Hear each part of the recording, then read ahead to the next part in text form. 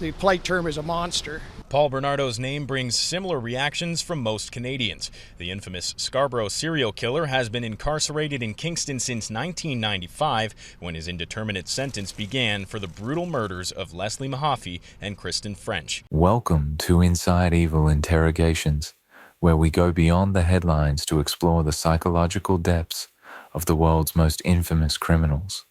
Today, we're taking a deep dive into the chilling case of Paul Bernardo, one of Canada's most notorious serial killers.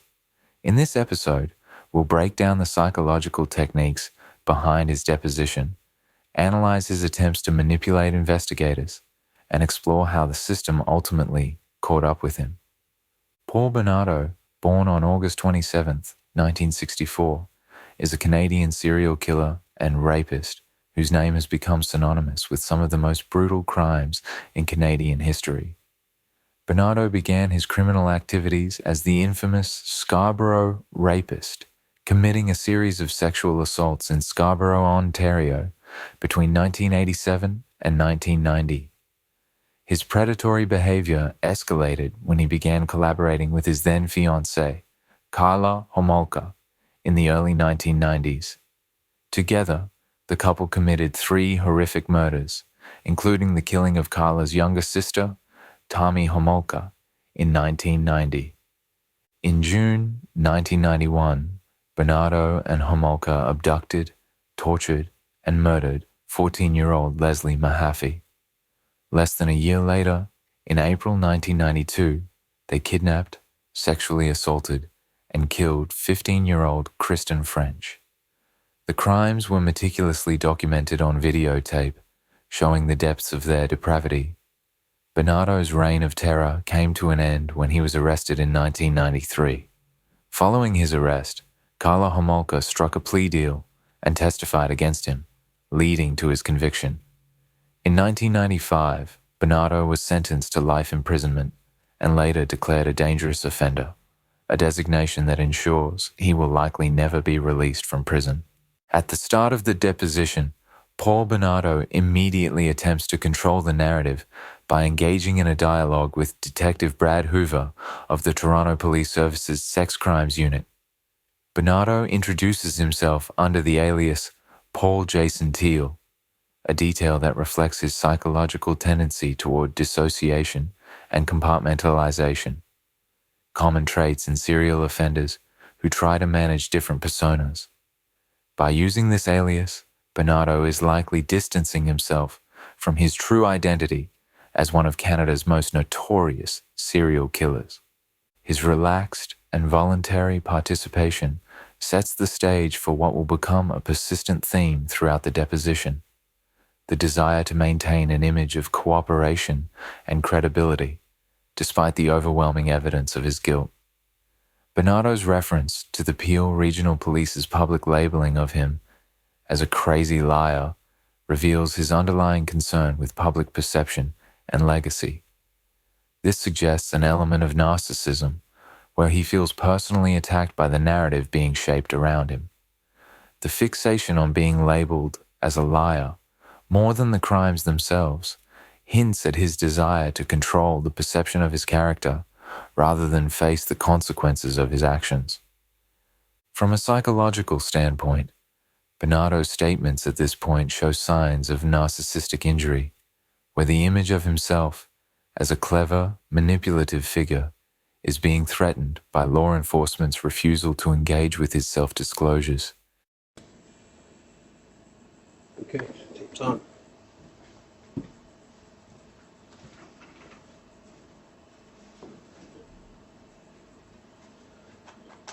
My name is Detective Brad Hoover. My badge number is 6188. I'm with the Toronto Police Service Sex Crimes Unit. The time now is 2:05 p.m. We're presently at the Kingston Penitentiary in Kingston, Ontario, in a boardroom, and I think it's the main building, you would call it. Present in the room here, if I could just have each of you identify yourself for the purposes of the videotape that's being made. Seated to my left off camera and now sitting at the table is your counsel. Just please identify yourself. Yes, certainly. It's Anthony Bryant. And And straight across the table from me, if you could identify yourself. Constable Darlene Coulis, Coulis, badge number 6483 from Toronto Police Service. And seated to my right, if you could just identify yourself. Paul Jason Teal, aka Paul Bernardo.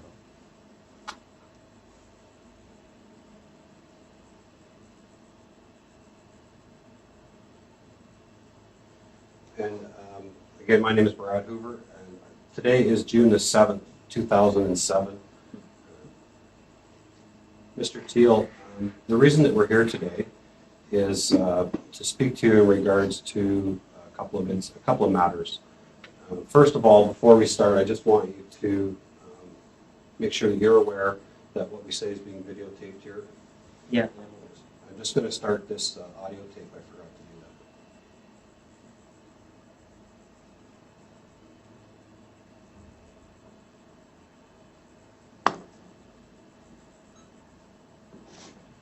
I just started this audio tape here. We started the interview at 2:05 p.m. My name is Detective Brad Hoover. Paul, you're not presently being given a caution or anything, and I want you to understand that what you're saying to us today is voluntary. It means if you don't want to talk to us, you don't have to. Your counsel is present, and if you need to speak to him, you certainly can. But I just want to make sure that you understand that what you're saying here is voluntary, and that we're interviewing you as a potential witness. Do you understand that? Yeah. Just a little bit of background about the first time we met back last year in April of 2006. That was in regards to a letter that you had sent through the Attorney General's office. It filtered down to my office in regards to some admissions that you made about some sexual assaults that you committed. I'm here to tell you that I have concluded that investigation, and that there have been 2 offenses that I have been able to identify, and with the information that you provided to me at that time, was able to conclude those matters as having been committed by yourself. So for that, I thank you for that information. And Sorry. You've identified identified the Did someone offense. else did them? No. I've identified the offense that you were talking about, and based on that information, I was able to conclude those cases that actually provided enough information that I was satisfied that you were the person that committed those offenses.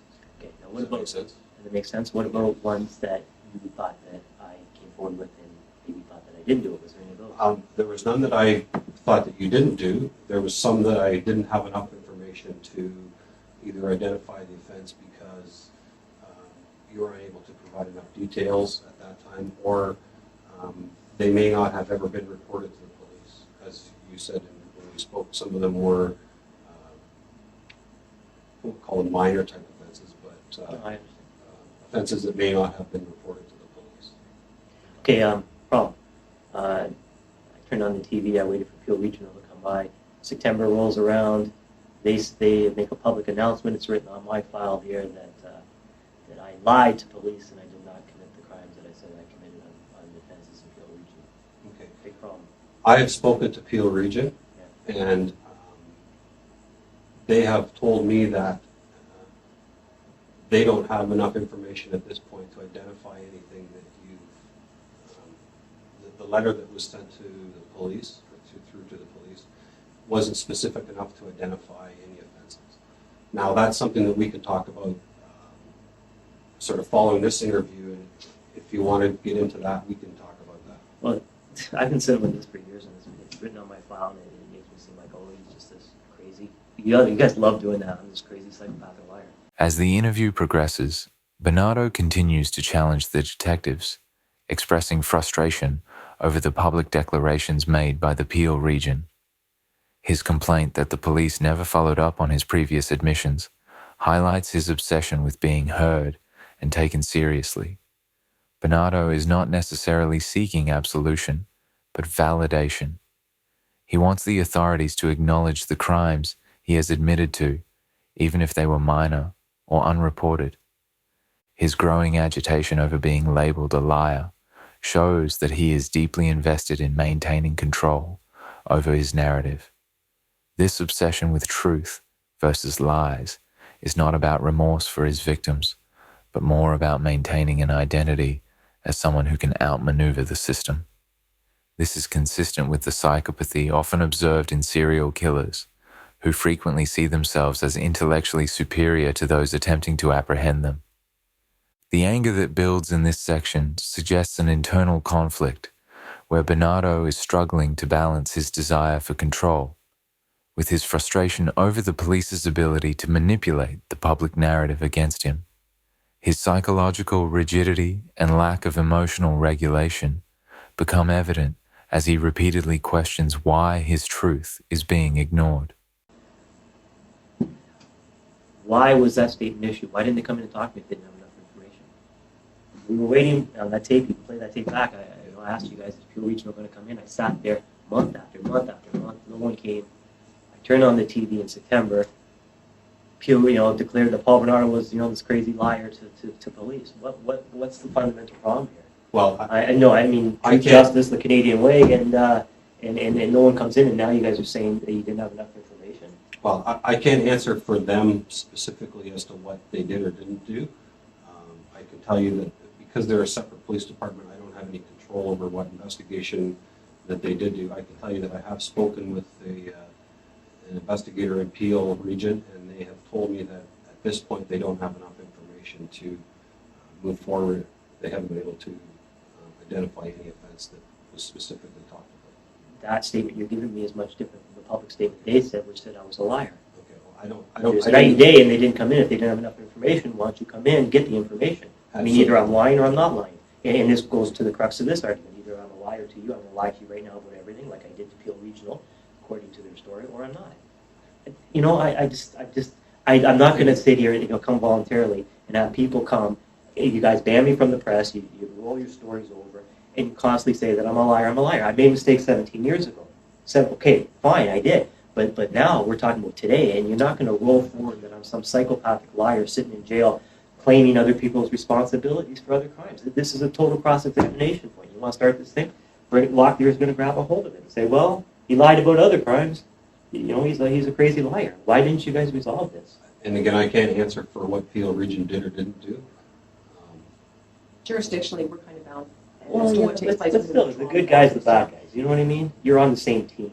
Yes, we are, but as far as us investigating matters that take place outside of the actual Toronto proper, that's why Peel Region has their police service, and like Detective Hoover said, we can't answer as to what they did with their investigations or the issues that they were looking at that transpired out in their area, and we really can't speak to that. Now, whether that's something you wish to have your counsel deal with them on, then that's something else. But unfortunately, there wasn't a lot that Detective Hoover and I could do in regards to those things. Well, That's how it leads you to whoever the watching loss this right thing, they should subpoena these guys to Peel Regional. They can bring in all the facts to show just where I lied, if I'm a liar. That's what I say to do, because either I'm a liar or I'm not a liar, and I'm not a liar. But you guys are trying to paint me as one. The public, according to the public, they turned on the TV in September of last year, and I was this crazy liar. That's what the TV reported, and not only did they report it there, they wrote it on my file. I've got it right myself. Paul Bernardo, Peel Regional said Paul Bernardo lied to police about crimes he didn't commit. Said he did. Okay. I mean, that's just awful. I mean, come on. Okay. Enough manipulation. You know what I mean? Either you tell the truth or don't. Otherwise, the whole purpose of any interview is just stupid. Because if I'm this crazy liar, I'll be just sitting here lying to you about everything, right? Right? I mean, why wouldn't I? I'm just this crazy liar. Okay. And again, I don't know exactly what was said by Peel Region, and I'm not here to answer to what they said. It's either it's one thing. I'm a human being, and to say that I'm a dangerous offender, going to be raping and killing and all this stuff, it's fine. I mean, for publicity, get that, tough on crime, get that bad guy. But when you go to a certain point of line, it affects me totally. I made mistakes a long time ago. But don't say that today about me, because then we're lying, and then we got a big problem, because I'm looking at you and you're the bad guys, because I'm not doing anything wrong. I'm telling the truth, and you guys are walking around issuing statements that I lied here, I lied there. No? Well, those are statements that were issued by Detective Hoover or myself or yeah, I know, but I mean, it's Attorney General who sent you guys down here. He's fighting the case. He's taking this ball pitch back, right? So it's really it's the same organization. There's an Attorney General. I see him on TV talking about it. But this is a separate matter from what those issues were. But it's still the Attorney General's office. Yeah, it very well be, but Like I said, we can't speak to anything that Peel Regional does or statements that they release out to the media because they have things that they were looking at. It's the same thing. If I'm a liar, take the facts that they have. They come down and talk to me. Any cross-examine, any defense lawyer, call them up and show me where I'm lying because you're not going to find it. Maybe there's a minor mistake here and there. I think I had one thing about some driveway being where trees were. Memory over time. But to say that, it's just ridiculous. Just like you guys didn't go. You guys polygraph Karla? You asked her about it? Nobody from the Attorney General's went down there? Nobody cared? Again, it's the same. I know, but it's the same problem because you're making me out to be a huge liar, and this is a problem. Well, I don't have any doubt as to what you told us before. The facts that I can verify, I believe were true, and from what you told me, you haven't told me any lies yet, so I have no personal reason to believe that you're lying. Exactly. So Bernardo's need for control escalates in this segment as he starts to talk about his dissatisfaction with the criminal justice system and the media. His comments reveal a mixture of paranoia and narcissism.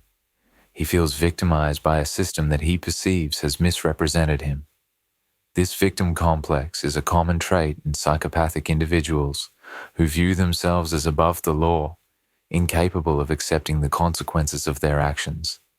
Bernardo's fixation on Peel Region's failure to investigate his claims speaks to his distorted sense of justice. He is less concerned with the actual victims of his crimes and more focused on how he has been portrayed. This lack of empathy is a hallmark of antisocial personality disorder, which is characterized by a profound disregard for the feelings and rights of others. His anger is directed not at the crimes he has committed, but at the fact that his manipulations were unsuccessful in achieving the recognition he desires. Exactly. So, but this was different story than I've got on my file. And again, I don't know what's in your file because I'm not privy to that information or what's there or what's not there. I'm just telling you from my perspective and from an investigative perspective into what I've looked into, to what admissions you made back in April last year to me. I'm satisfied I've done what I can do as far as the investigation. If you'd like to provide me with more information about the specific occurrences that occurred in Peel region, then we can talk about that after the focus of what we're here for today. And but it is part of the focus. Well, it is. It is. It is and it isn't. I mean, I think obviously, directly, we're here today to deal with the Balkovich matter that you're aware of. But dealing with me, and it comes down to credibility. Well, it comes down to credibility.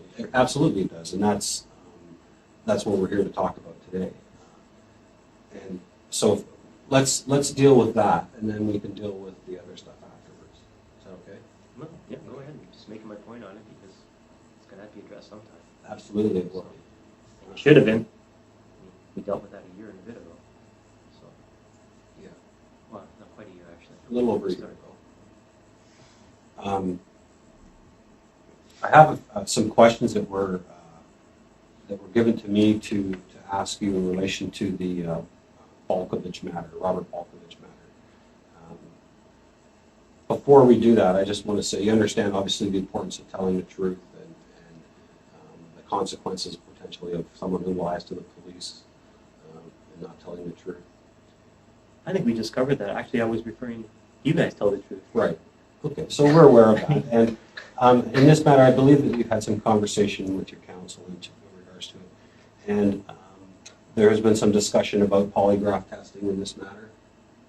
Is that true or not true? Do you recall that? You're opening up cans of worms everywhere. I'm just asking you a specific question. That goes back to you guys polygraphed everyone with the Camaro. You didn't polygraph Karla in 2 years since. Have you guys gone down there and asked her? Have you settled the matter with it? Because you could say I lied or whatever on polygraph, but have you asked her? Because it comes down to a lot of that issue. Okay. I mean, have you asked her? Has the Attorney General gone down there? Okay, I don't know. Let me tell you a little bit. My involvement with this overall investigation of the Balkovich is very limited. The only knowledge that I have is as to what investigation has been done or hasn't been done is specifically what's related to the conversations I've had about this interview here today. Right. Okay. what other witnesses there are, I don't know. In What answer other to, persons in there answer are. to your question, I don't want to go off on tangents, but all these issues are relevant. I know you think they aren't, but they are. In answer to your question is, we had some discussion on it, but when Corcoran from the OPP came down, before Karla was released, Right. I told him I'd be willing to take a polygraph on anything and everything. Would you, in turn, are you going to go down before you release Karla? Just ask her. She's not going to take it. She's going to fail on all these issues. Did her hand cost test? Yes, it did. Blah, blah, blah. Right. Did this Tammy happen in July? It was a girl in January. I actually kidnapped and not somebody I picked up at a bar that she tried to roll over. And all these other issues. All relevant. All relevant. And then I addressed it to you guys when you came back again. Last year, I said, yeah, I'll take a polygraph on anything because I'm not telling a lie on the thing. Again, I asked the question, have you guys gone down or, I know Karla's free now. I'm not in the business of putting her in jail. It's not my thing. But my point was, did you ask her the question? Just so we get the story straight. I mean, if she refuses, well, there's a reason why she's refusing. And again, you guys couldn't provide the answer. And now, almost a year later, again, you don't provide the answer. So, I mean, I don't know what you're asking me. You're asking me to take a polygraph when you aren't willing to ask her?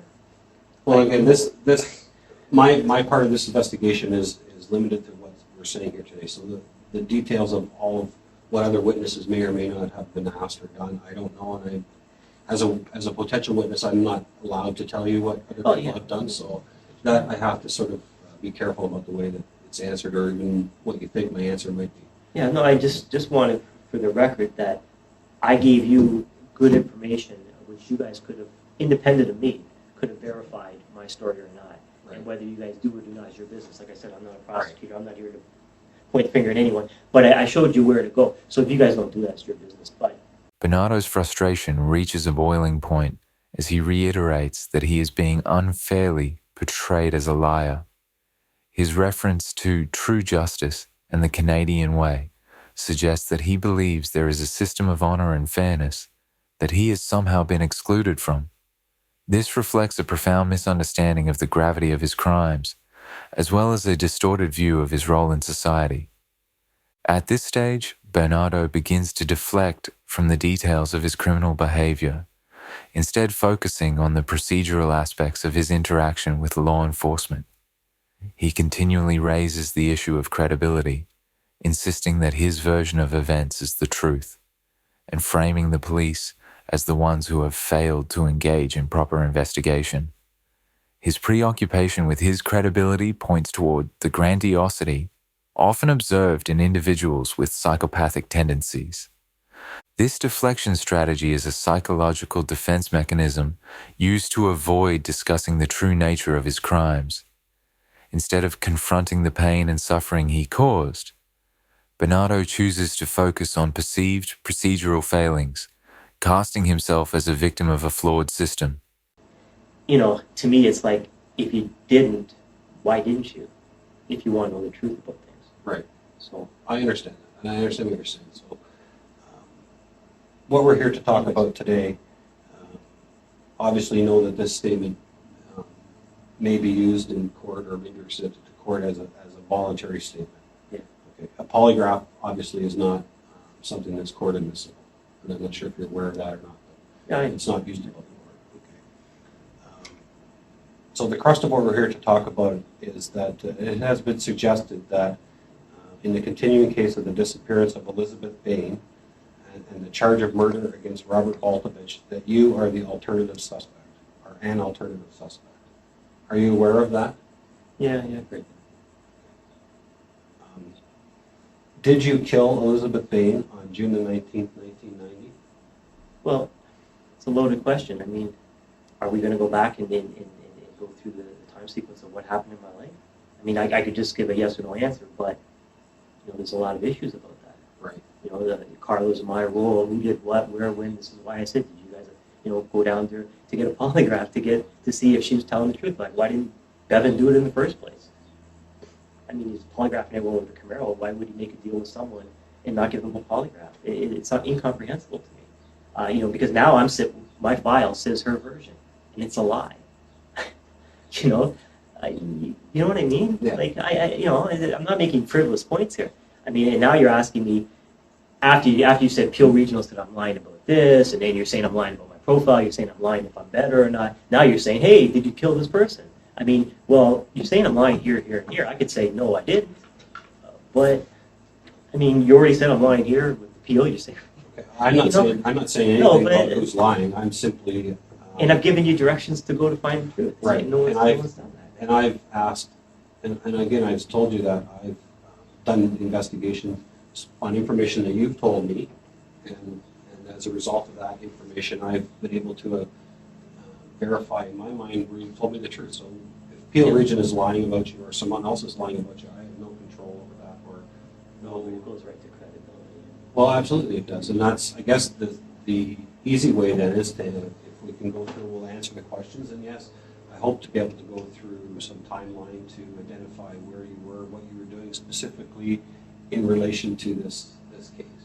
Anyways, I know I'm giving you guys a hard time being argumentative about certain things, but I mean, really, I'm a human being, and when you guys do all these things, I've got to. Anyways, I'll try and truncate it a little bit more. But anyways, the answer to that is no. But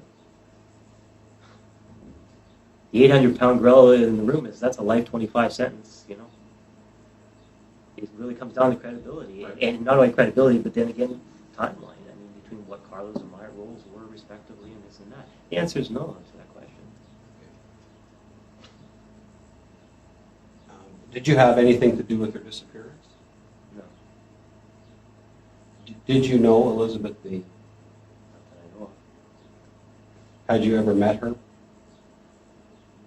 I'm going to answer that with I don't remember, because if I did or I didn't, I don't remember. But I know an ex-girlfriend tried to say I might have, but I guess I don't remember. You obviously are aware of her disappearance. Sort of. Do you recall when you became aware of this? Best I can recollect is after I was in jail.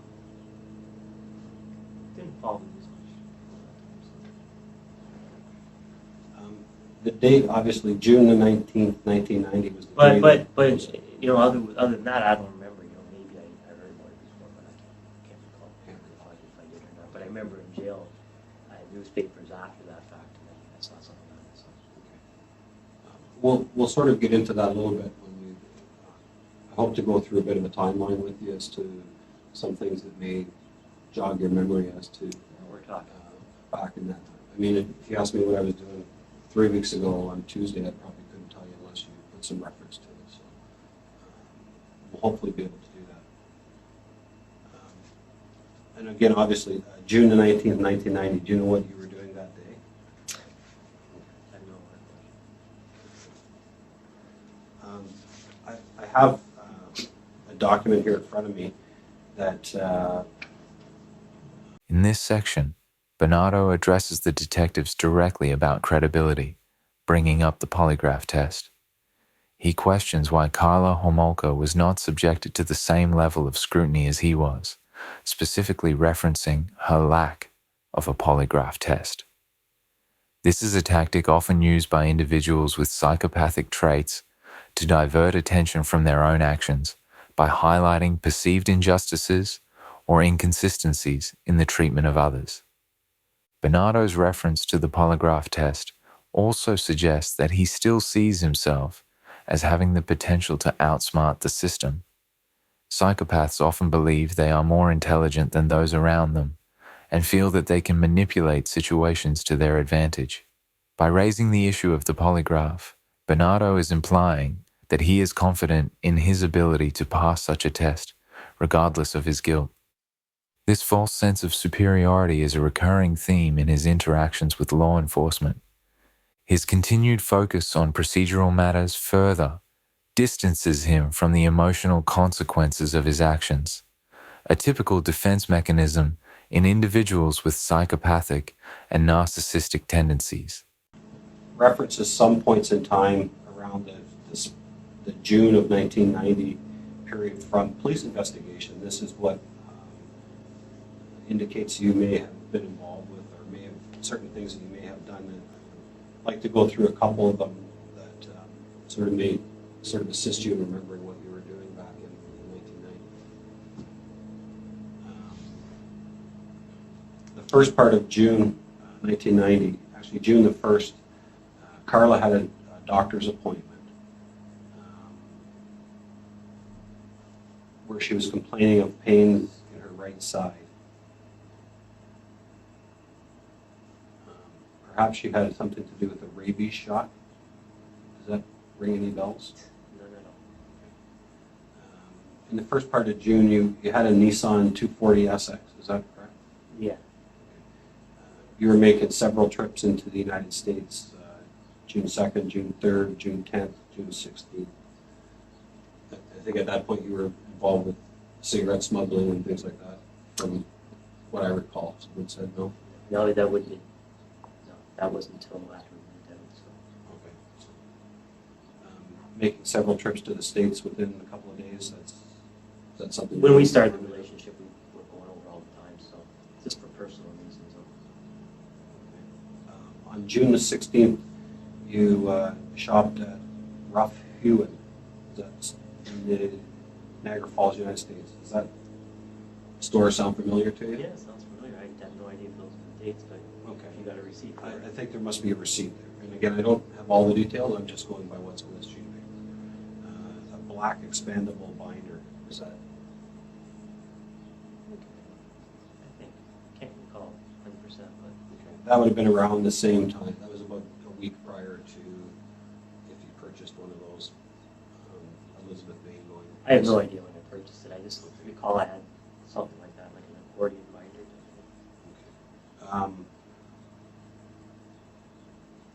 June the 16th, again, this has been the same day in St. Catharines, you attended a movie, Back to the Future 3. Do you recall when that movie came out? No idea. No. There's a receipt for a cell phone purchased at a Radio Shack at the Town and Country Mall at 6366 Yonge Street. You remember buying a cell phone? I know I bought a cell phone around that time because when I declared bankruptcy, I handed my other one in, and then I bought the Radio Shack one. I don't know the dates. You know, whatever the That date would have is. been the day after Elizabeth Bain went missing. Do you remember anything you were involved with around that time? You said you were going bankrupt, so what type of activity you were involved in sort of on a day-to-day basis? The only thing I remember with bankruptcy is that happened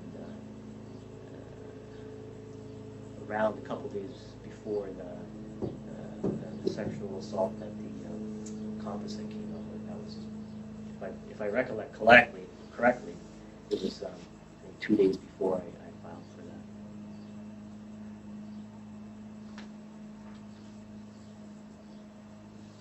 But I couldn't even tell you that date. I just know it was sometime in.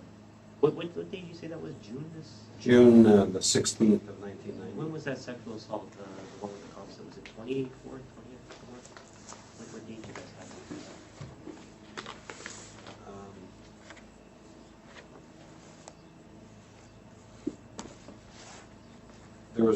There was a sexual assault in May of 1990. Is that the composite one? I'm thinking that it is, but it doesn't say that specifically here. But shortly after that, My timeline's off. I don't know. at the end of June of 1990, that was the original, when someone identified you potentially as a Scarborough rapist, a bank employee. When was that? The end of That was June the 28th of 1990.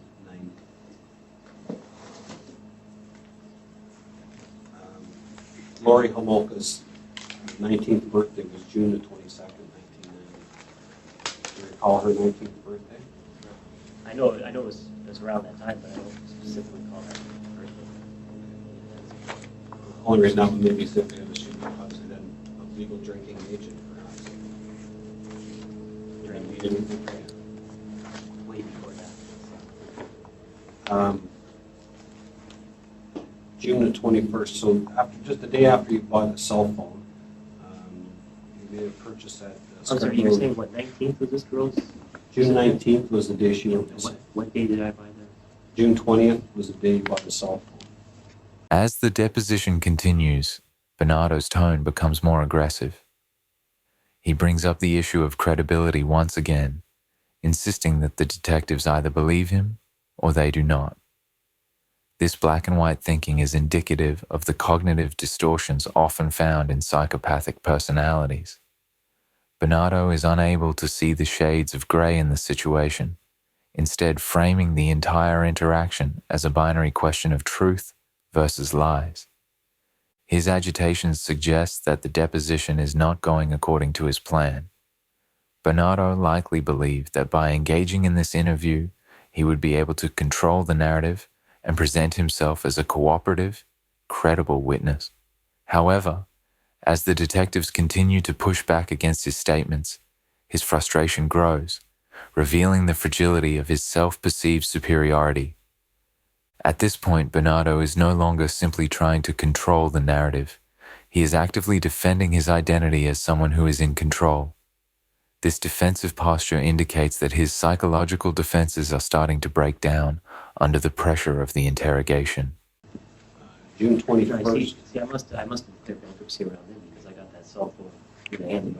I had to hand all my items in to the trustee, and I had a Panasonic cell phone, and I handed that in, and I got the Radio Shack one. So it would have been right around the same time. I don't think I went a month without it. I don't think so. I might have, but anyways, I don't know. Yes. It was a while ago, so memory's a bit fuzzy. Yeah. May the 29th, which was just before that, or about a month before that, that was the day that the police released the contents. Oh, so it was May. So I lost a month. Yeah. So that was, See what happens when you lock a guy up for 15 years in a windowless cell. Memory gets fuzzy. So I guess I waited a month to get the cell phone. about a month to get the cell phone. Did you recall anything? What were you doing during that month? Anything? Probably the same thing as they're going across the border, for the recreational stuff. I know Tammy happened in July. That was, I think, third week in July for the first time. But this was back a few weeks before that. So. Yeah, you're right, it was big when I last. It's great.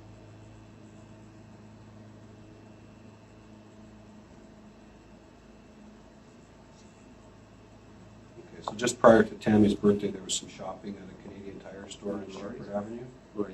Laurie's birthday.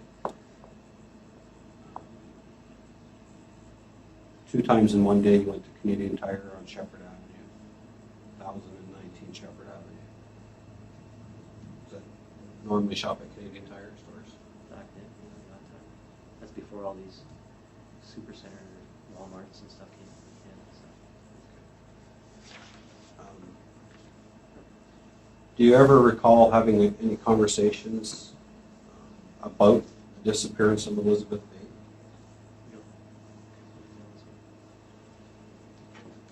If I played you it's going to play you a short audio clip. It's a conversation that you had, or a conversation between Tony War, who was an investigator with the Toronto Police, and Karla Homolka. I'm just going to play this, see if this sounds familiar or if it jogs your memory as to any conversation you may have had. Was there any discussion, or has there been any discussion ever about Bain's disappearance? I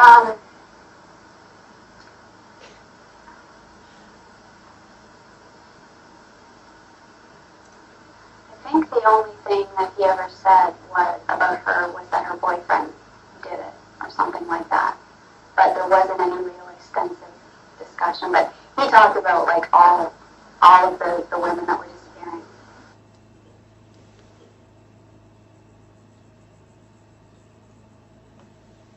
And again, that was a conversation between investigator Tony Moore with the Toronto Police Service and Karla Homolka. Is that conversation, was that something that you may recall saying that to Karla or talking about that? Well, she went down, Paul did it. Catchphrase was the trial, Paul did it. It was Paul.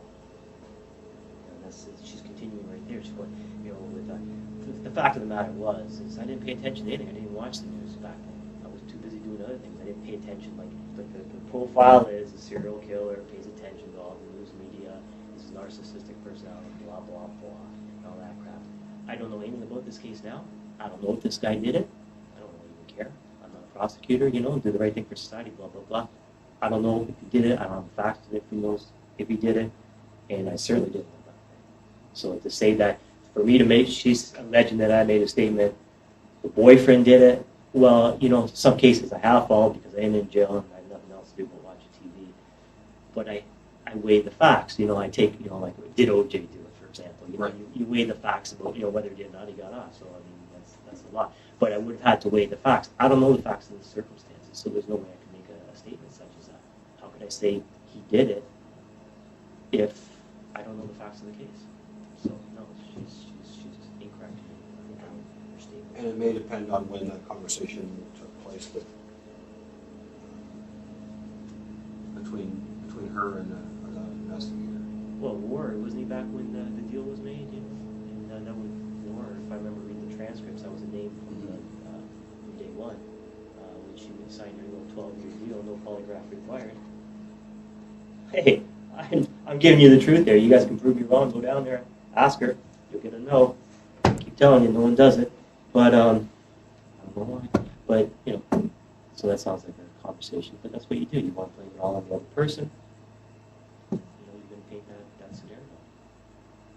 It's like psychopath scenario. Do you know Robert Malkovich? Just seen him on, the odd time flash on TV or whatever. Like I said, I purposely avoided this case. Right. I don't like this shit in my mind. You know what I mean? Anything to do. Unfortunately, when Karla came out, I watched and tried to discern truth back between fiction a couple of years ago. But otherwise, I don't like to get into these things. I've had 100 lifetimes full of this stuff. So and I don't want my mind poisoned with this and this and this. So in this case, I avoid it as much as possible. But I have seen his face on TV. Right. Anything else you would like to tell us about this investigation?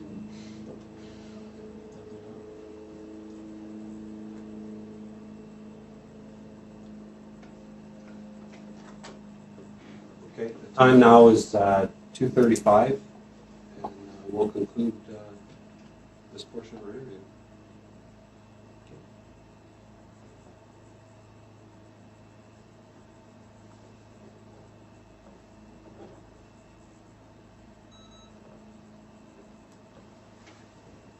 Bernardo's aggression continues to build as he shifts his focus to the polygraph test and Karla Homolka's involvement.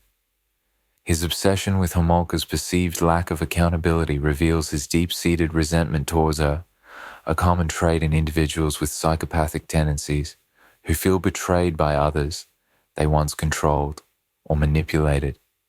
Bernardo's fixation on Homolka's role serves as a form of projection, where he attempts to shift blame away from himself by highlighting her complicity in the crimes. This projection is a common defense mechanism in psychopaths who often refuse to take full responsibility for their actions. Instead of addressing his own culpability, Bernardo continually deflects to procedural matters, hoping to create doubt about the integrity of the investigation and the fairness of the legal process. By this point in the deposition, it is clear that Bernardo's primary concern is not justice or remorse, but the preservation of his image as a master manipulator who can outwit the system. His repeated references to fairness and justice are a thinly veiled attempt to maintain control over the situation, even as his credibility crumbles under the weight of the evidence against him. This analysis reveals key patterns of psychopathic behavior in Paul Bernardo's deposition. His fixation on control, projection of blame onto others, particularly Karla Homolka, and refusal to confront the emotional consequences of his actions, all reflect the traits commonly found in individuals with psychopathy and antisocial personality disorder. Throughout the deposition, Bernardo seeks to manipulate the narrative, maintain his superiority, and avoid responsibility for his heinous crimes. However, as the deposition progresses, the cracks in his psychological defenses become increasingly apparent.